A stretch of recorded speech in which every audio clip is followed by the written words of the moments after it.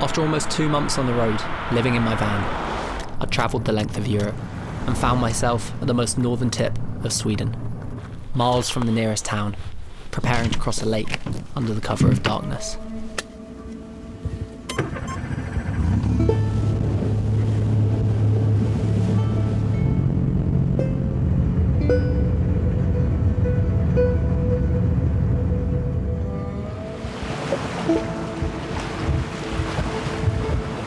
My friend Dio and I had been invited to spend a week living with an indigenous community.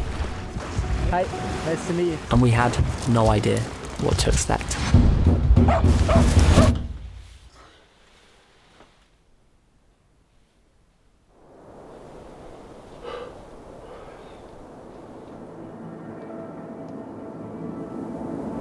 Our host was Carl-Johan, a Sami filmmaker and traditional reindeer herder, along with his elderly father, Yussa. There is ox or reindeer or eagle or any whatever. Look for first time with this, and then if I see there is a moose, I took this. I see that Jack and Carl-Johan woke up. Mm-hmm.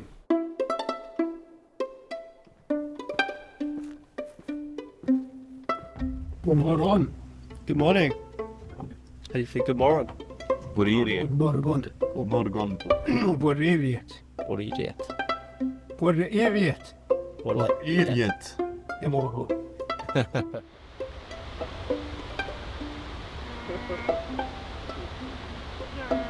Run, Forrest, run!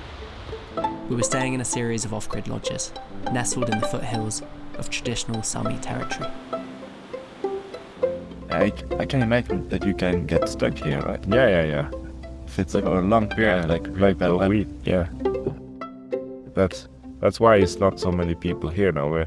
Reindeer herding community is hundreds of members, but still we're not that funny that hangs around there so much. No, I can see.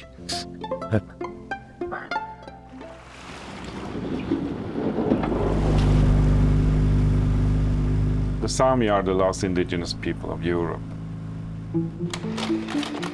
We share a lot of similarities with other circumpolar indigenous people from Siberia, Inuits in Alaska, First Nation Canada.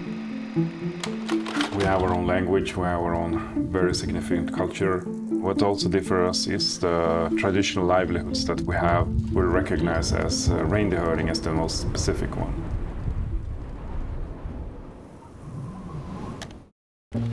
See if there is any fish today. Some white fish at least. Hope for some Arctic char and some brown trout.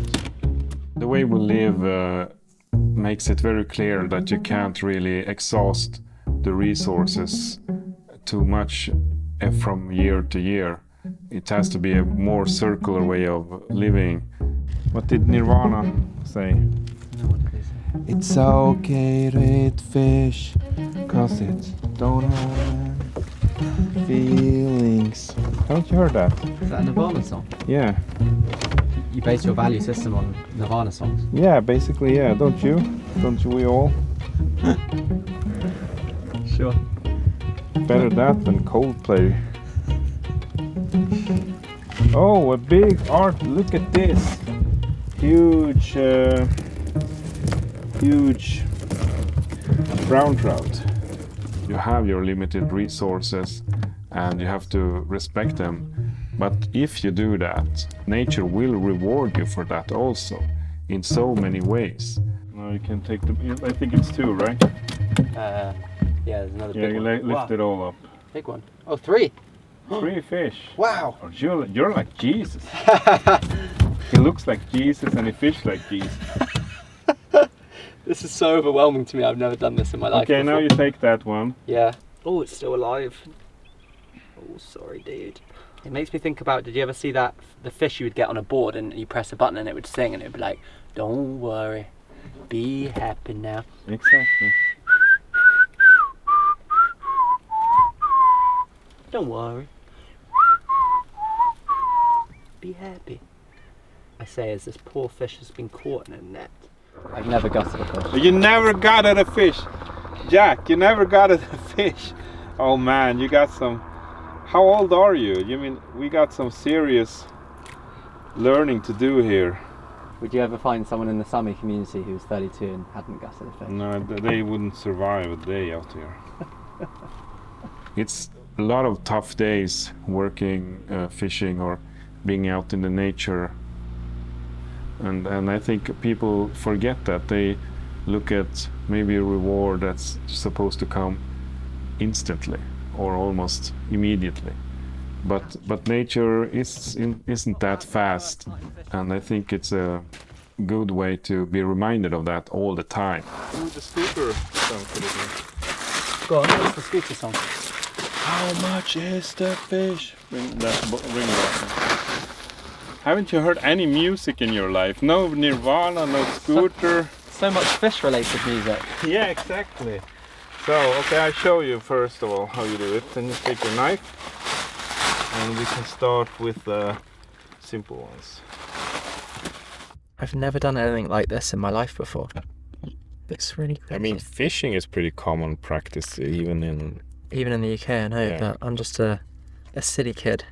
A good-for-nothing city kid. Yeah, that's things goes out also. So you try to yeah, perfect. Yeah, that was actually not too bad, I have to say. A little bit more, I think. Yeah, this is part. What I like about you, CJ, is you don't give praise easily, so when the praise comes, it's really meaningful, you know?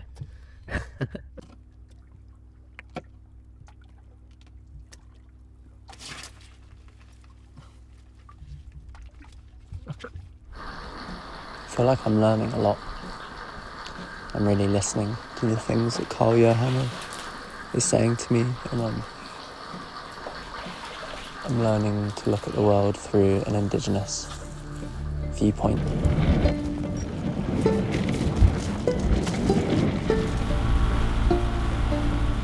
This was all Sami land from the beginning, which was stolen. And still is being stolen more and more when big companies exploit the nature for different reasons.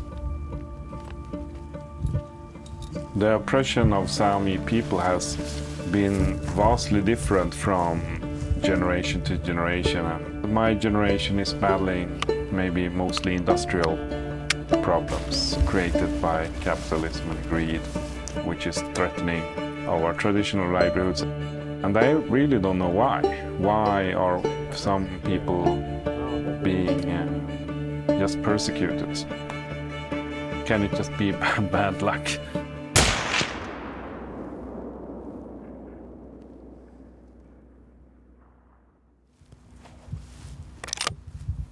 I mean, as an outsider, I feel like in a way, Indigenous people are being persecuted because they're the last resistors of capitalism and like the rampant consumerism that's like taken over the world that I've grown up in. And, you know, I feel like, for so many years, Indigenous cultures around the world have resisted that. And now we're at this time where we're suddenly realizing all the flaws of that dominant ideology. And we're looking for alternative stories. And it feels like, to me, Indigenous people are holding those stories.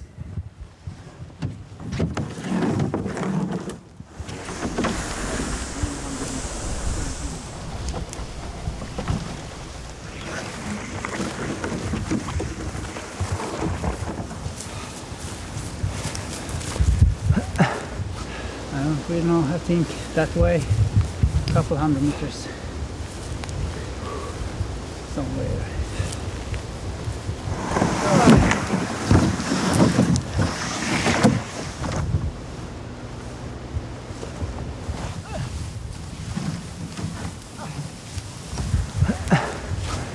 Yeah, let's do it. It's a big animal.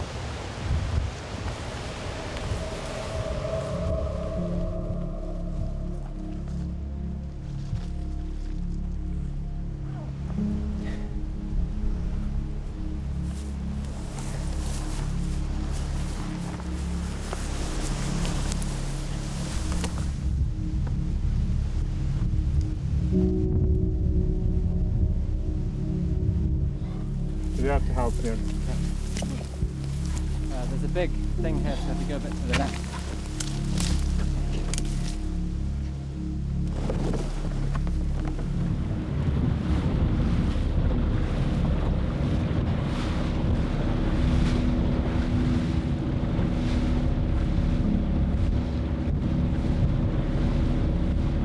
I was vegan for many, many years, quite publicly, like, vegan.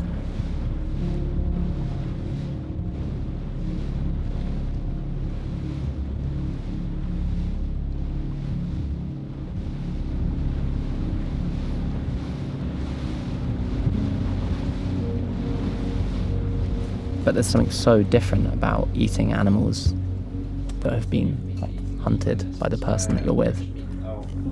And as he says himself, there's a sort of like aliveness when you eat the animal. You can taste it, you can taste the life that it's had, the food that it's eaten. He said yesterday that it's like eating the ecosystem.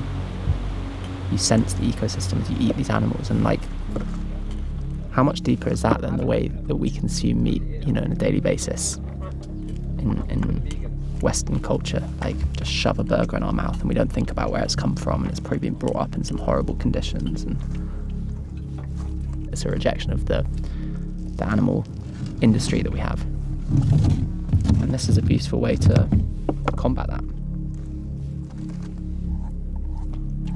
A beautiful reminder of where it all started and how far away from it we really are. I mean, this to me is just so alien. Right, there you go. Filleted fish. Well, I want to say thank you for that experience today. Really, it was a bit shocking, definitely hard work, but also feel really lucky that you invited us and shared the experience. We were saying last night in the sauna that it's kind of been like a fever dream these like few days. Like it's been so surreal for us, like being in the sauna, out fishing, out hunting. And we were also saying that like there's something for us about crossing that lake. It's like we've come into another world and we're going to go back across that lake again, and it's like, was that even a real world? Like it's like we've gone to another planet. Yeah, the magic lake. But I also imagine that I won't get rid of you so easily after this. So. Oh, I'm coming back. Just as we were planning to leave, changing weather conditions meant that the boat back across the lake was no longer possible. So instead, in order to avoid getting stuck, CJ arranged a backup plan.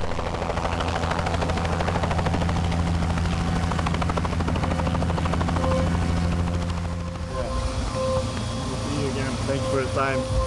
See you. Thank you so much for everything. I appreciate it.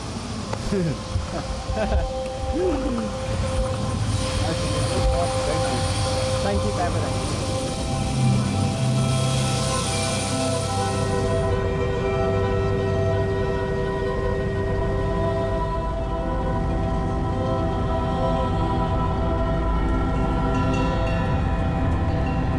As we head back across the lake, I tried to make sense of our week.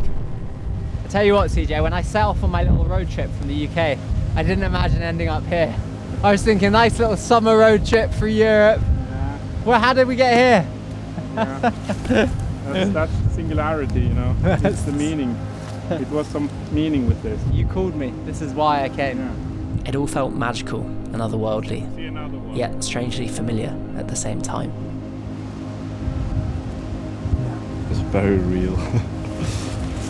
CJ had become our teacher and guide, almost like a father figure, passing down knowledge his people have held for thousands of years.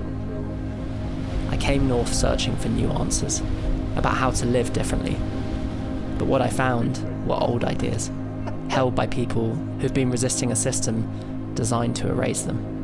For the Sami and indigenous cultures everywhere, survival itself is the rebellion.